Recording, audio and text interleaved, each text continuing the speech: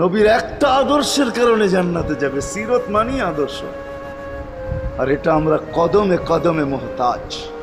কেননা এই ছোট জীবনটা যদি গ্রহণযোগ্যতা পর্যন্ত পৌঁছাইতে হয় আল্লাহর কাছে, চাই নারী হই, চাই যুবক হই, চাই বৃদ্ধ হই, যেই মানুষই হই না কেন, যেখানেরই হই না কেন, যেই বাসারই হই না কেন, যেই বর্ণেরই হই না কেন, যেই পেশারই হই না কেন, যেই সোসাইটিরই হই না কেন, এই জীবনটাকে যদি গ্রহণযোগ্যতা পর্যন্ত পৌঁছাইতে হয় কার কাছে? দুনিয়াওয়ালাদের কাছে না, মালিকের কাছে, যিনি এক ফোঁটা পানির থেকে অস্তিত্ব দিছেন, যার কাছে আবার আমাদেরকে ফিরা যেতে হবে।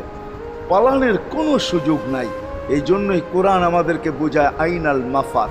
আল্লাহ বলতেছে কোথায় ভাগবে তুমি, বলো কোথায় ভাগবে?